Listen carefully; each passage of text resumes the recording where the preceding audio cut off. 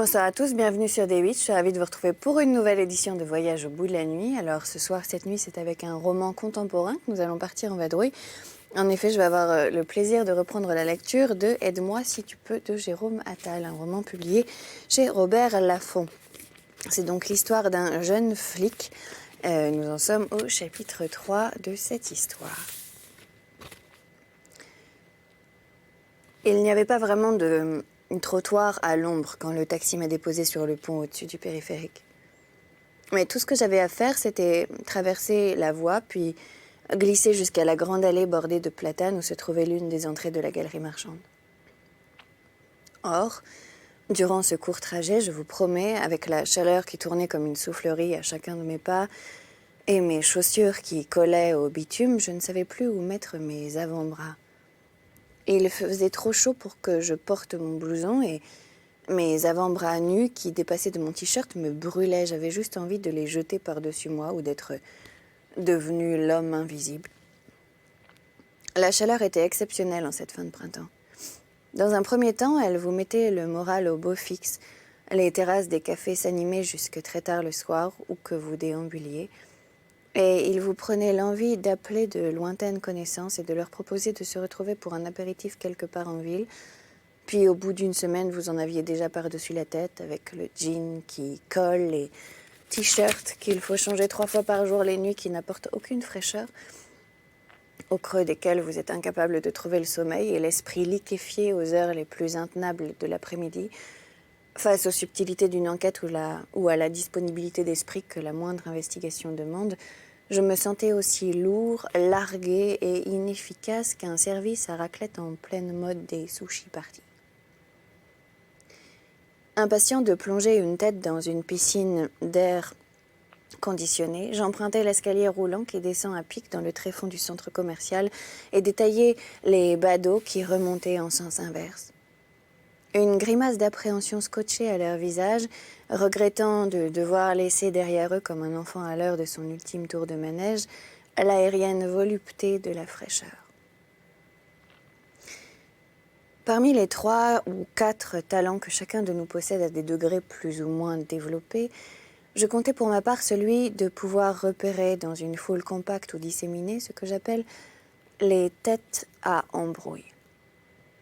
Si la méfiance était ma seconde nature, la confiance en l'humanité n'avait jamais été la première. D'autant que chacun des congés scolaires était une période propice aux bandes de jeunes qui errent aux abords des centres commerciaux. Pas forcément de mauvais bougres, mais personne n'est à l'abri d'un tocard qui va faire un sale coup uniquement pour augmenter son aura vis-à-vis de ses copains. Les gens qui font le bien et qui en retour reçoivent les applaudissements de leurs potes, il n'y en a pas des masses à cet âge. Les escaliers roulants, c'est quand même quelque chose. Vous avez beau les avoir pris 100 000 fois, il y a toujours une appréhension quand on s'en approche et qu'on est prêt à poser un pied dessus. Même si on est un vieux briscard de l'escalier roulant et qu'on prend le RER 2 ou 3 fois par jour, ce que je ne souhaite à personne, même à mon pire ennemi. Donc, cherchant l'équilibre parfait sur une marche métallique brinque-ballante, je commençais à détailler les visages qui remontaient en sens inverse pour, à mi-chemin, scruter le tréfonds de la galerie marchande et voir si je repérais au loin une silhouette semblable à celle de la fille qui m'avait bouleversée sur l'affiche plantée comme la paille d'une limonade fraîche dans les encombrements.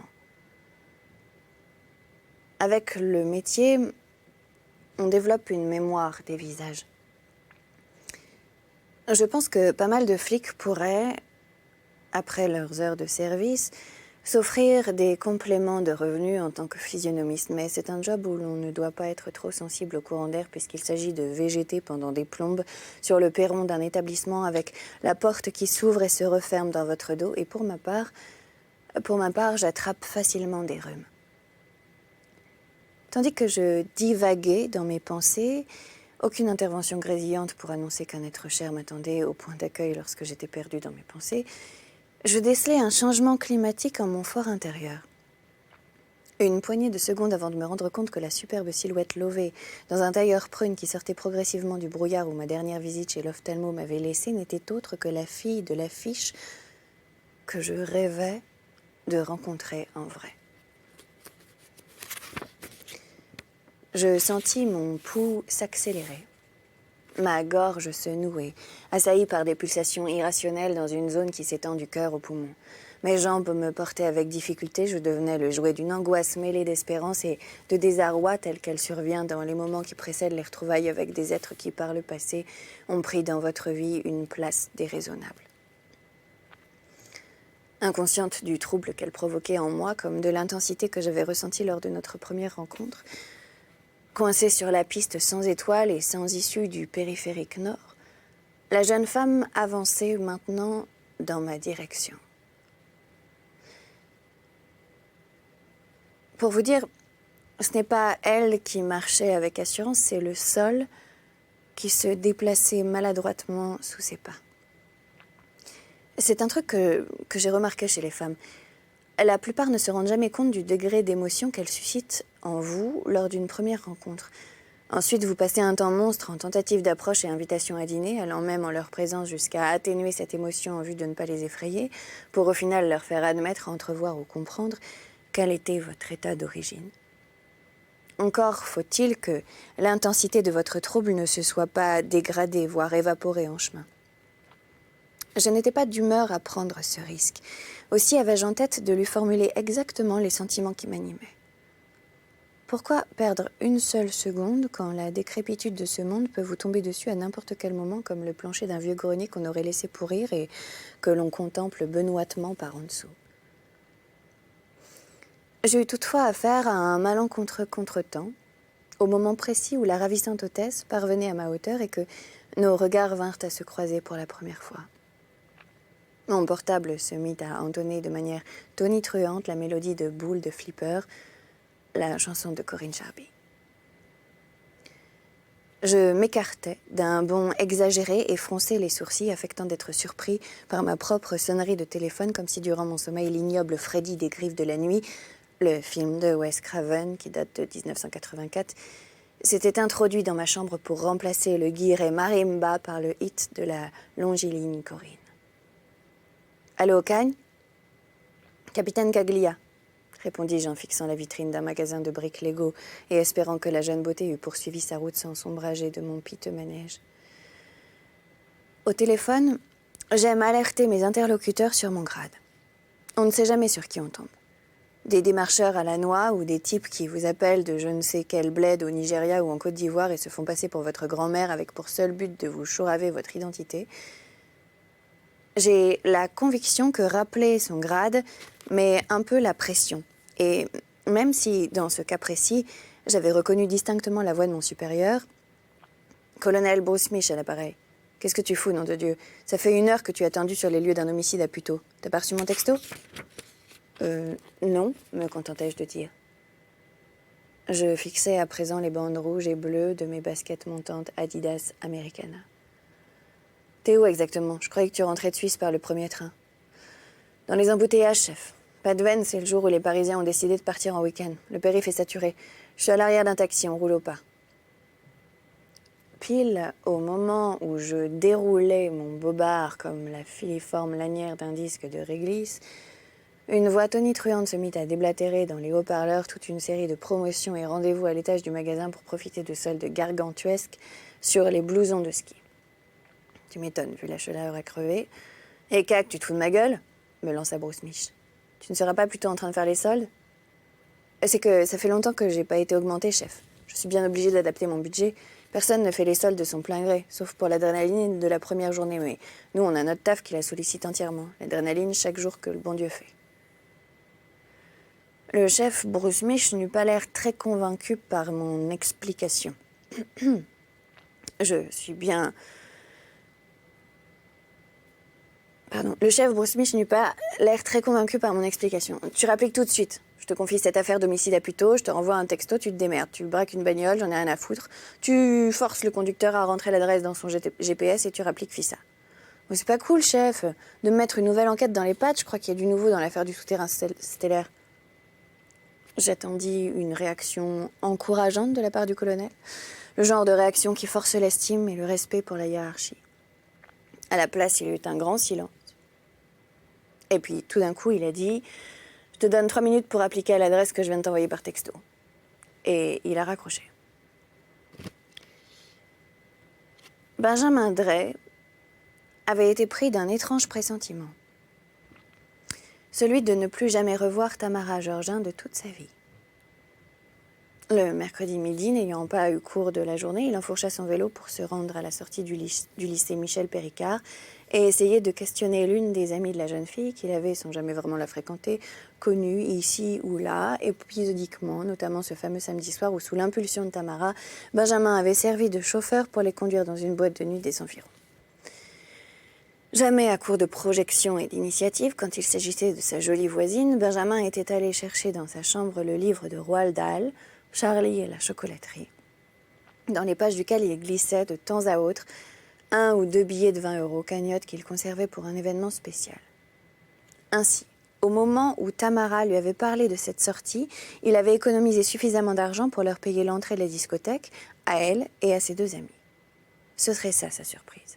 Un geste qu'il jugeait chaque fois qu'il y pensait depuis que l'idée lui était venue, d'une galanterie certes un peu embarrassante, mais à l'effet irrésistible.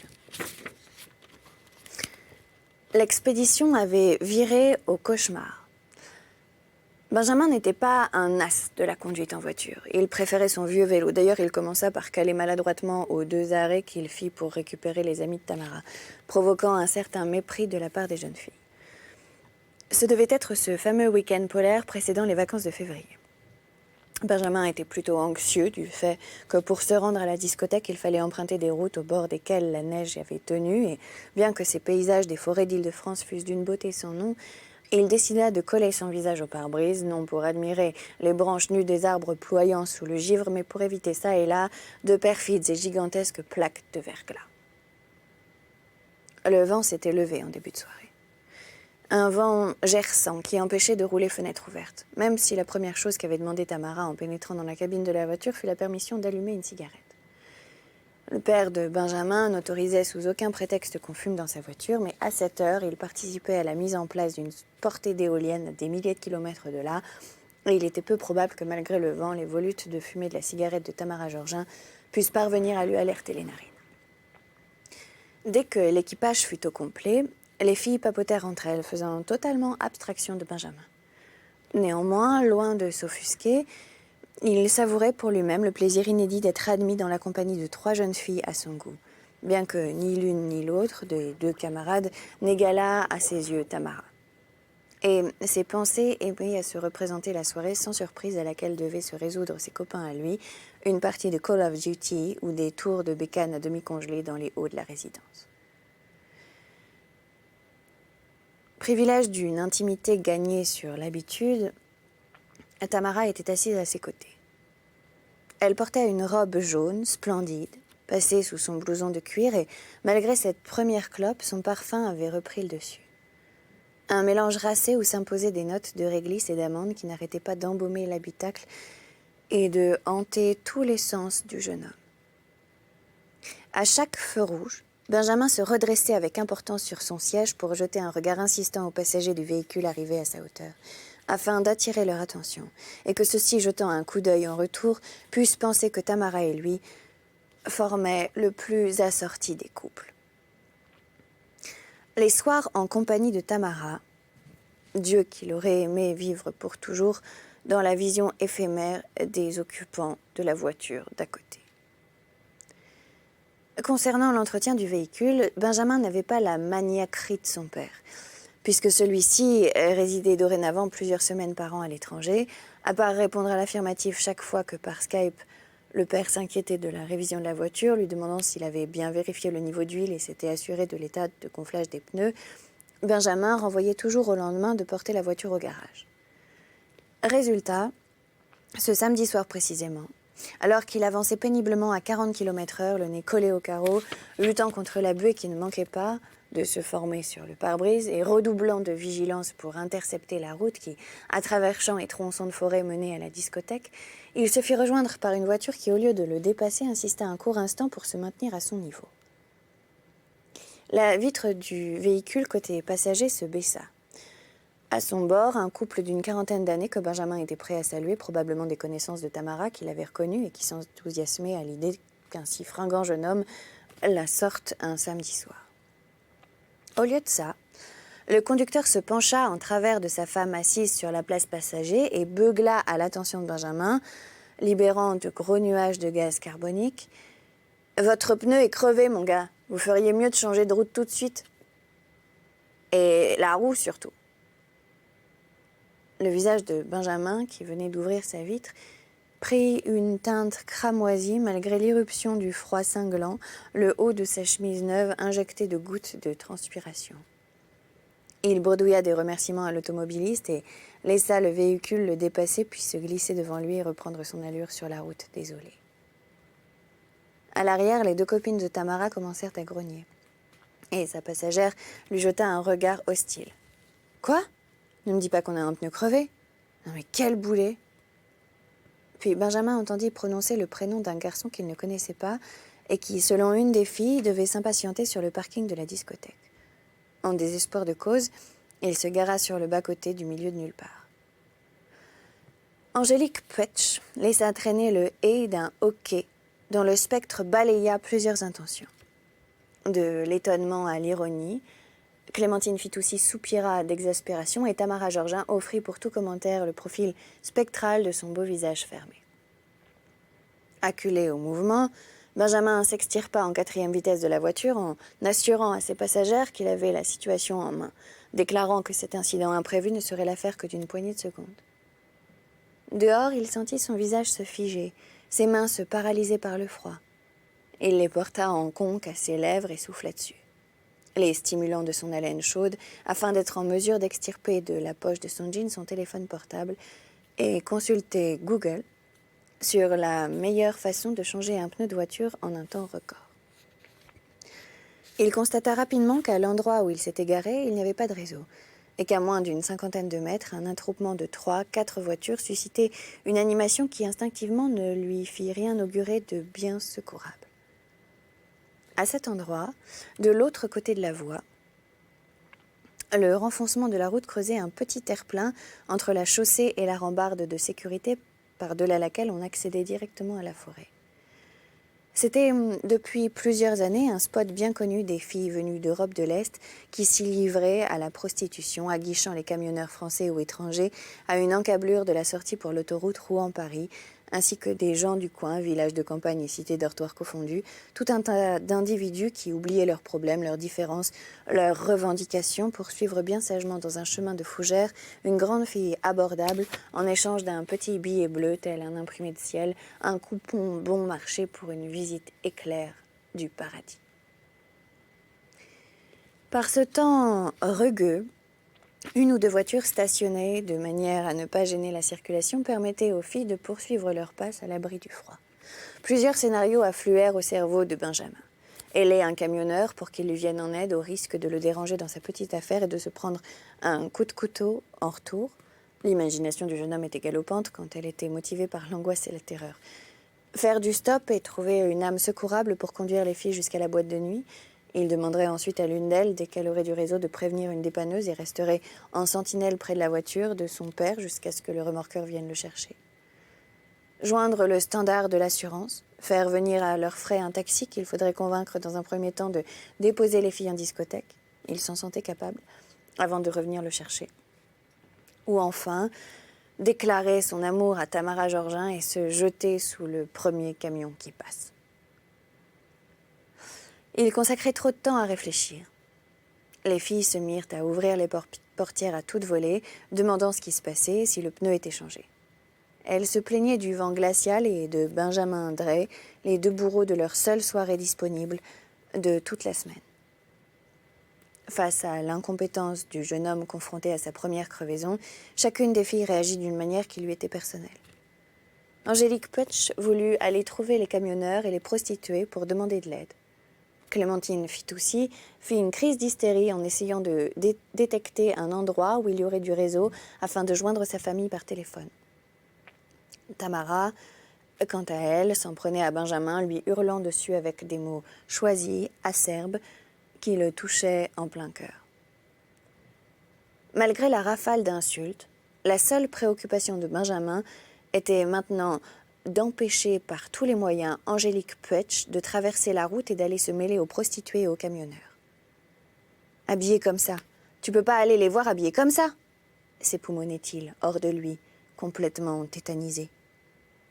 Finalement, au bout de 5 minutes, qui en parurent le triple, une voiture qui les doublait au ralenti pour éviter un accrochage s'arrêta quelques mètres plus loin et l'homme qui en sortit se porta à leur secours. C'était un voisin de la résidence des Lendemains Mauves qui avait reconnu Benjamin sur le bord de la route. Il proposa son aide, sut, malgré le froid, installer la roue de secours en moins de 10 minutes, en échange de quoi Benjamin le remercia, sans jamais lui demander ce qu'il faisait dans les parages, loin de son foyer, à une heure pareille. Ce soir-là, il n'y eut de boîte de nuit pour personne. Benjamin y renonça. Il raccompagna les filles chacune sur le seuil de leur pavillon ou de leur immeuble dans le silence le plus crispé. Tamara, la dernière à débarquer, claqua la portière de la voiture sans un mot. Elle devait bouder la compagnie de Benjamin pendant de longues semaines. De longues semaines pendant lesquelles il employa l'argent qu'il n'avait plus besoin d'engranger dans les pages de Charlie à la chocolaterie pour se réabonner au PlayStation Plus. Plusieurs jours après la disparition de Tamara, alors que sa mère s'accrochait au scénario improbable de la fugue en Espagne, Benjamin décida de se rendre au lycée Michel Péricard pour aller questionner Angélique Putsch, son seul lien extérieur avec Tamara et, en fin de compte, la dernière personne à l'avoir vue. Voilà, c'est là-dessus que nous allons donc nous arrêter. C'était « Aide-moi si tu peux » de Jérôme Attal. Je vous remercie d'avoir passé ce moment littéraire avec nous. Je vous invite bien évidemment à nous retrouver sur les réseaux sociaux #VBN. Et quant à moi, je vous dis à très bientôt sur notre chaîne pour de nouvelles aventures littéraires. Passez une excellente nuit si vous vous couchez et une très bonne journée si vous vous réveillez.